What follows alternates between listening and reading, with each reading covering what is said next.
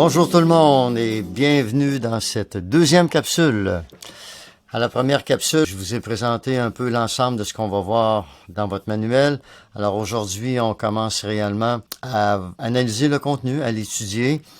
Et puis, ce qu'on va voir particulièrement dans cette capsule, c'est ce qu'on appelle la fonction linéaire ou la fonction du premier degré.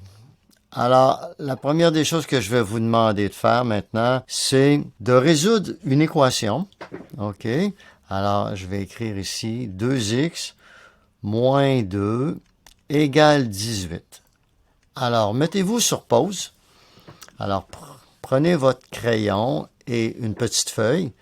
Et puis, vous devez me résoudre cette équation, c'est-à-dire trouver la valeur de la lettre x. D'accord? Allez-y. Prenez quelques secondes. Et je vous reviens tout de suite après.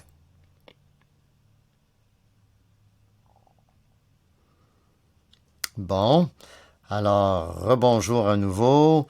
Alors, si vous avez bien calculé, normalement, vous auriez dû obtenir cette réponse-là. Alors, regardez de la façon dont moi je travaille. Pour moi, l'égalité, s'il n'y avait pas le symbole égal, il n'y aurait pas de mathématiques. Alors, ce que je fais, je me fais une petite ligne droite comme ça. Et là, je me dis, le côté gauche, ben, c'est le côté des variables, OK? Donc, ici, vous avez votre 2x. Et le moins 2 qui est ici, dans le fond, il ne serait pas du bon côté. Alors, je peux le prendre et je l'envoie de l'autre côté, comme ça ici. Et, évidemment, il change de côté, il devient plus 2. Vous avez d'autres façons d'expliquer ça, un petit peu plus détaillées, si on veut, mais simplement parlant, puis ça, c'est rapide. Donc, le moins 2, vous le mettez de l'autre côté, ça devient plus 2. Donc, il va vous rester ici 2x égale 18 plus 2, 20. Alors, voyez-vous, ça va bien.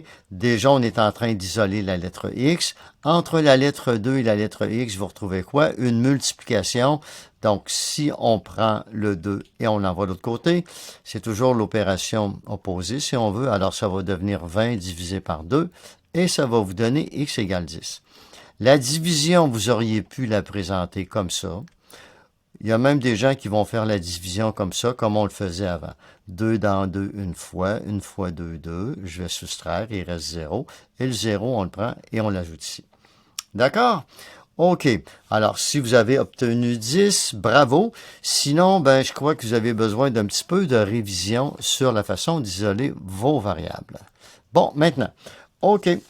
Alors, je vais vous donner une autre équation maintenant.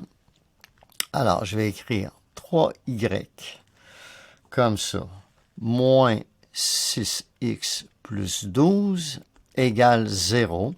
Et là, ce que je vous demande de faire, c'est non pas d'isoler la lettre x, parce que là, on a deux variables. Et habituellement, quand on retrouve comme ça dans une même équation deux variables, ça veut dire quoi ça? Ça veut dire que là, on arrive dans le plan cartésien.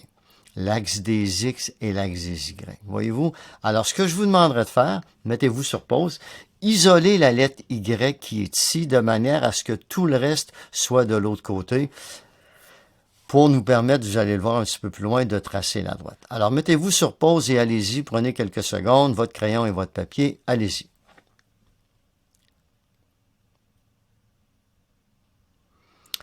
Rebonjour encore une fois. Maintenant, moi, je procède encore un petit peu de la même façon. Donc, je me dessine une ligne droite ici. Ça me permet, moi, visuellement, de bien me situer dans mon travail. Alors, qu'est-ce qu'on va faire? Le 3y, premièrement, on va le laisser ici à gauche. On va mettre le égal. Le moins 6x qui est ici, bon, on imagine, si on le veut de l'autre côté, ben, s'il est moins 6 ici, il va devenir plus 6. Pas besoin de mettre un plus en avant, parce que quand il n'y a rien d'autre en avant, on sait que c'est positif. Et votre plus 12, lui, devient moins 12. Souvenez-vous de ce qu'on veut faire. On veut isoler la lettre Y. Donc, ici, entre le 3 et le Y, qu'est-ce qu'on retrouve? Une multiplication. Donc, je vais prendre le 3 et je vais l'envoyer diviser les deux termes qui sont à la droite. Et là, qu'est-ce qu'on obtient? On obtient Y égale 2x moins 4. Et ça vous donne la représentation d'une fonction linéaire ou d'une fonction du premier degré. D'accord? Alors, qu'est-ce que ça fait, ça, maintenant, cette affaire-là? Ça veut dire que, si je m'en viens ici, alors vous voyez, j'ai tout le calcul qui est là, mais en dessous de ça, j'ai quoi? J'ai un plan cartésien. Le plan cartésien, on en a parlé la dernière fois, OK? On a toujours notre point qu'on appelle l'origine. Si je le fais apparaître, on est là. Et si je fais apparaître la droite, regardez bien ce que ça donne. Ça donne ceci. Et là, vous avez comme ça un endroit qu'on appelle l'abscisse à l'origine. Et ça, on appelle ça l'ordonnée à l'origine. OK? Donc, je vais vous montrer rapidement, peut-être, de quelle manière est-ce qu'on va calculer ça? Parce que quand il faut tracer la droite, on peut y aller de différentes façons. Je vais faire disparaître la grille ici en arrière. Alors, donc, y égale 2x moins 4. Une façon rapide de tracer la droite que vous voyez là, c'est de faire ce qu'on appelle une table de valeurs. X, Y. Alors, on donne une valeur à X. Par exemple, si je vais donner la valeur de 0, alors si je remplace le X ici par 0, ça devient 2 fois 0 moins 4. 2 fois 0, bien évidemment 0. 0 moins 4, moins 4. Et là, je viens d'obtenir mon premier couple. Ensuite de ça, et vous allez voir là l'utilité de l'algèbre qu'on a révisé un petit peu, là, je vais remplacer la lettre Y par 0. C'est-à-dire que l'équation qui est ici, je vais la reprendre un petit peu plus bas. 2x moins 4. Là, cette fois-ci, je vais remplacer Y par 0 et je vais isoler la lettre X. Alors, toujours ma petite technique, moi, je me fais comme une frontière, comme ça, avec une ligne. Là, ce que je vais faire, je vais prendre le 2x, je vais l'amener à gauche. Première étape. Alors, je vais ramener les lettres à gauche, comme ça, égale moins 4. Et la dernière étape, c'est toujours une division. Donc, ça va me faire x est égal à moins 4 divisé par moins 2. Souvenez-vous, vous pouvez écrire votre division comme ça. Ça fait le même résultat. Et on arrive à quoi? À x égale 2. Donc, j'ai le couple ici 2, 0. Qu'est-ce qu'on disait tout à l'heure? Le couple 0 moins 4, c'est exactement le couple qu'on voit ici. Et ici, le couple 2, 0 qui est ici. Alors, ça, c'est ce qu'on appelle l'ordonnée à l'origine. Pourquoi on dit à l'origine? Tout simplement parce que quand vous regardez votre couple comme il faut, regardez, ici, votre Y vaut moins 4 et le X, il vaut 0.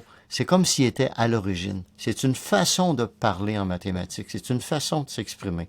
Puis ordonnée, pourquoi? Eh bien, ici, on appelle ça l'axe des Y ou l'axe des ordonnées. Et le dernier point qui est ici, on va l'appeler abscisse à l'origine. Ben, vous aurez deviné pourquoi un petit peu.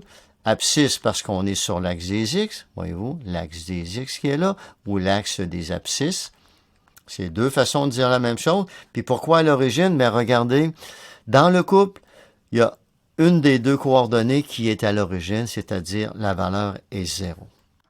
Donc, on se retrouve avec un couple comme ça qu'on appelle abscisse à l'origine, qu'on voit ici, comme je viens de vous le dire, 2, 0, et notre second couple qui lui représente ce qu'on appelle l'ordonnée à l'origine, 0 pour x et moins 4 pour y.